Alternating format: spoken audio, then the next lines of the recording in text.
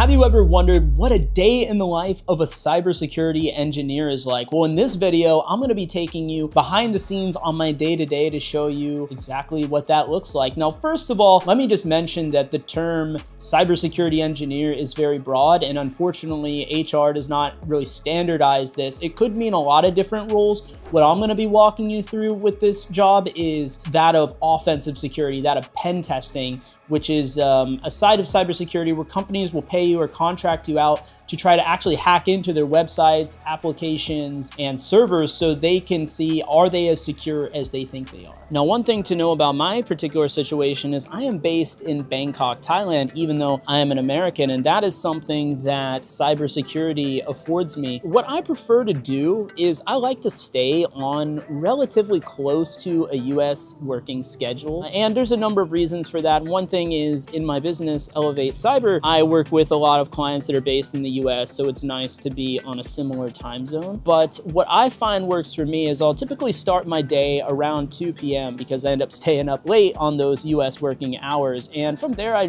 typically, go to the gym and get a good workout in and then come back here, which is kind of where I'm starting this video off from right now, right after a gym session. It's a little after 5 p.m. here. So we're about to dive into some of the cybersecurity contract work, which is where I start my working day most of the time. So let's get into that. Because the thing is, nowadays I do cybersecurity on a per contract basis, representing myself as an independent contractor. Now, I have over a decade of experience in cybersecurity, working for 9-to-5 companies, doing this contract work and things like that. Even on the 9-to-5 side, there's a ton of freedom and flexibility in this. At my previous job, my manager got permission from HR to work from his boat and just sail around the Caribbean and go scuba diving after work every day because he was a big scuba diver. Having a high in-demand skill set like this allows you to live a more flexible lifestyle, and they're willing to make those compromises because you are a unique proposition in the marketplace, something that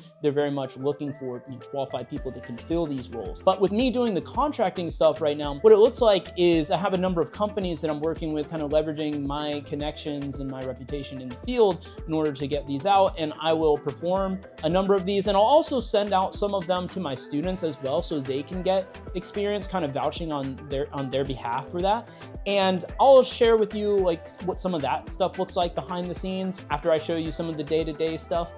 But on the day-to-day side, essentially I will pick up these contracts and we'll have the kickoff meeting scoping. I'll meet with the team and we'll define a timeline for the security engagements. Typically that looks something like 5 to 7 weeks. And when I say security engagements, it's what I was talking about before. They'll contract me out to try to hack into a particular environment. It depends on what the assessment is. Lately, I've been doing a lot of web applications and web APIs. That's what I'm gonna show you on the one that I'm actively working on at the moment. Essentially, depending on the engagement, some of the timelines might be a bit further out. If they give me an internal network and there's 50 IPs or so, then that might be a 2-week engagement, 10-day engagement. But a lot of the web app and web API ones are a little bit shorter. I'll show you what that looks like with one that I'm working on right now. So right now I'm working on a web app and web API assessment, just to show you what that looks like real quick here.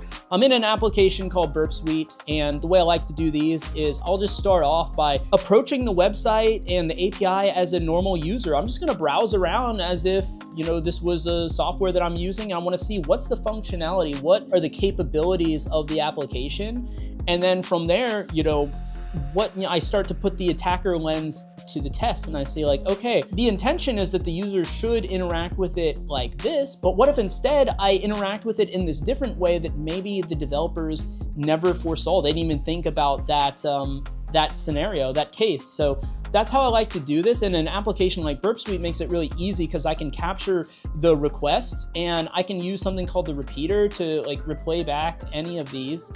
So if I just take a random one, I can repeat this. And I know this looks like crazy jargon to maybe some of you, but I can actually tweak different parameters in here and I can observe okay, what is the response? And we can see if we can find any security issues there. If we notice any anomalies, we can start diving into the different parameters and seeing, are maybe some of these not properly secured? I don't want to get into too much jargon right now because I know this stuff can be quite confusing and quite complex, But this is kind of the workflow. It's just I will spend, you know, on an engagement like this, maybe like 5 days or so, 5-6 days. And then on the final day, I will wrap it up with the reporting. Now, every step of the way as I'm going through this, I'll be taking notes on a software called Obsidian, and I'll be taking plenty of screenshots, my own notes, so that I can cover, okay, here's the things that I've tested for so far, and make sure that nothing slips through the cracks. I'll have like my own kind of checklist that I'll run through that will, you know, make sure that I'm hitting on all the key points and all the key topics, so that I'm not duplicating work as well, meaning I'm not testing for the same thing over and over because I forgot that I previously tested for it.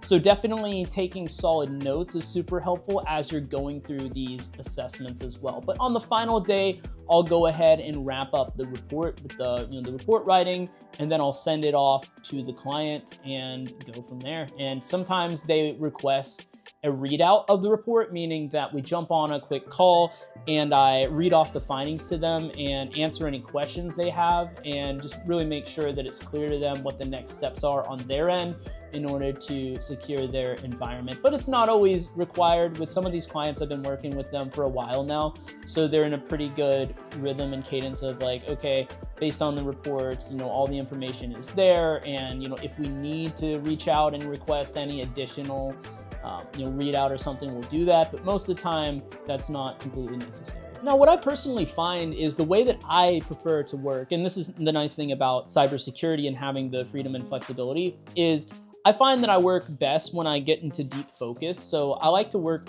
for longer blocks at a time. So this is something that I'll sit down and I'll work on this for a few hours, and after I finish my work session here, which, you know, now it is about, you know, I started this around, let's say 5:30. Now it's about 9 o'clock. So I'll typically take a break now, eat dinner, and then I'll jump into my next block of my work session. So let's get right to that. Today, I just opted to cook at home rather than go out and grab food. So now we're about to dive into the second big work block of the day. This one is a bit of a smaller one. What I like to allocate some time towards, at least about an hour a day, is some research and just upskilling myself, because cybersecurity is a constantly evolving field. So you definitely want to stay on top of the trends, stay on top of the news and everything like that. One of the things that I've been doing a lot of research into personally recently is AI security. So what I like to do to keep up with the news is I have a Feedly account. And by the way, this is completely free to set up, and most of the stuff on there is free. Like, I just use the free plan of Feedly. If you're interested in seeing how I set this up, I do have another video on this that I'll link at the end. I'll also put it in the end cards on how you can set up your cybersecurity news system. But just to show you guys real quick, I got it right here. This is my Feedly, and I'm following a number of different, I don't know what to say, like cybersecurity news feeds, basically. Like Bleeping Computer, Dark Reading, Hacker News, Zero Day Fans, which is, I think it's by the Zero Day podcast guys. They have them. These are super technical write-ups here. I don't always go into these super hard because my focus isn't really on exploit development at the moment. Like I said, I've been focusing a little bit more on the AI stuff. So what I like to do to really stay focused is I'll just go through here, and if I see anyone that catches my eye that's related to like AI or LLM security, I'll give that a read. And even if I don't click on these, you can kind of see at a glance like what's happening in the cybersecurity world, and you can kind of keep your finger on the pulse of what's happening, because yeah, this is a super fast moving field. So I definitely recommend to have some kind of system to keep up with the current news and the current trends. That's one of the biggest pieces of advice I can give you guys. And you can totally speak on this in an interview as well, because a very common interview question, by the way, what do you do to stay on top of the cybersecurity news? Like, how do you keep up with what's going on in cybersecurity? And if you can explain something like I just showed you in detail, that's going to really impress a lot of these hiring managers as well. Next thing that I like to do, and I don't do this every single day, but if there is something that I'm playing around with, like a new attack technique or something like that, what I like to do is I have a device here. I'll show you guys. Let me move the drawing tablet out of the way. This right here is called an Intel NUC. It's a tiny little device. You can buy it on Amazon. It's actually fairly expensive, but it's super worth it.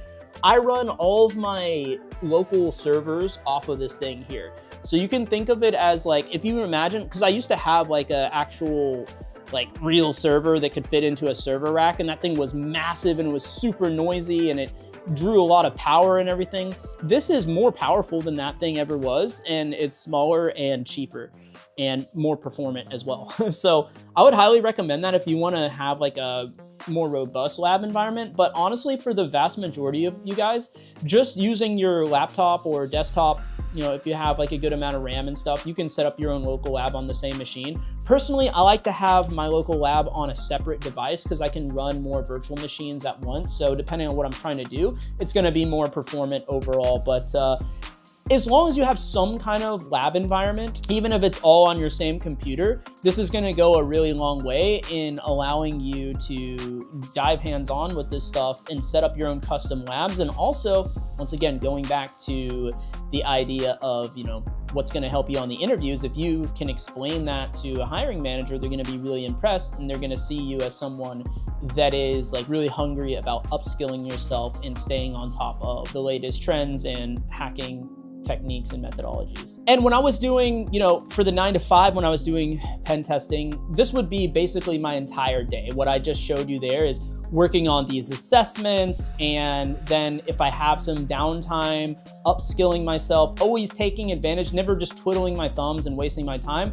That is what I would attribute to allowing me to raise my salary so quickly in this field, almost every year pretty much, just dramatically upping my salary. And if you want some more details and information on the salary side of things, I'll put it in the end cards of cybersecurity salaries video that I put out recently, just really deep diving into all of that. We could end the video here. However, because of me running Elevate Cyber nowadays and helping people upskill into the field, the next thing that I do is I will actually go out at this point in the day and see if there's any contracts that I have available that I can assign out to any of my qualified students. So people that went through the program and completed the action items, so I know that they have the skill set and I'd be comfortable vouching for them, then I will reach out to them and propose a contract for them to work on if they have the bandwidth for it. So that's what I would do at this point.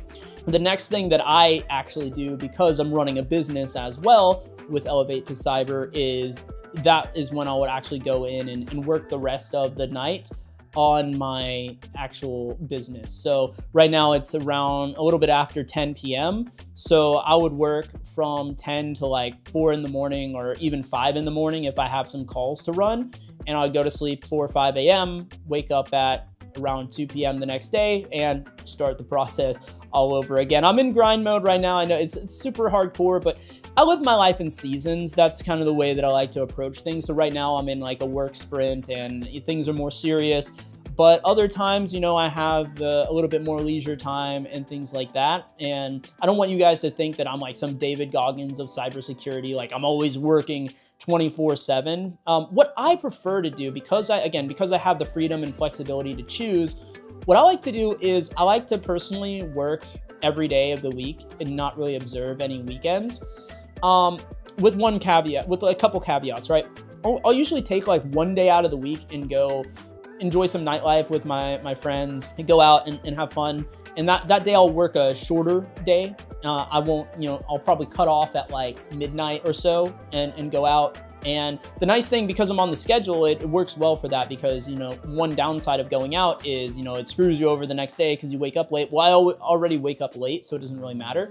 So I'll do that. That'll be my de-stress time, you know, once a week. And other than that, though, I'll work every other day of the week. And I like to take like one mini vacation every month. So either a domestic trip within Thailand or maybe like a neighboring country somewhere in Southeast Asia, Philippines, Vietnam, wherever.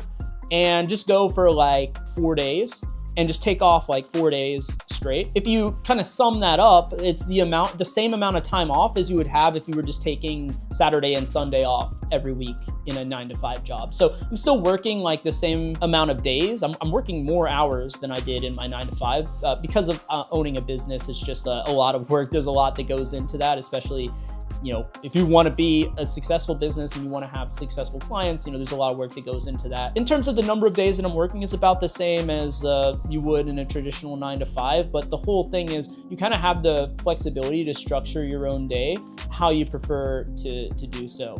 And yeah, me working nights and stuff, I know it might sound super crazy to a lot of you guys, and it is a little bit crazy, I'm not gonna lie. But the reason that I do that, right, is I have to take calls and things with people from the US. So obviously I can't take calls. I'm not gonna get people to book calls at like, 2 a.m. their time.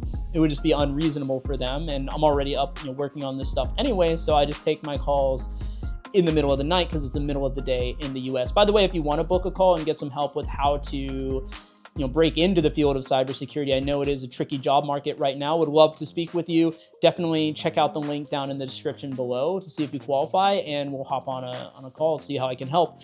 But yeah, that's the reason that I structure my day in that way. In full transparency, eventually, as I scale the business up, I will outsource the calls and stuff. Right now, I am personally hopping on those calls with you guys and speaking with you. Eventually, I will try and outsource that to a client success manager, someone who can, someone that's knowledgeable about cybersecurity that can give people the value as well. That way I can get on a more normal schedule, maybe work some more normal hours. But this has been a day in my life as a cybersecurity engineer / cybersecurity business owner. If you guys have any questions on this, definitely drop them down in the comment section below. If you want to know where to go from here and learn how to break into cybersecurity step by step, check out the playlist on screen right now, or that other video that I mentioned earlier. I'll put that on the screen too. I'll see you guys over there. Thanks for watching.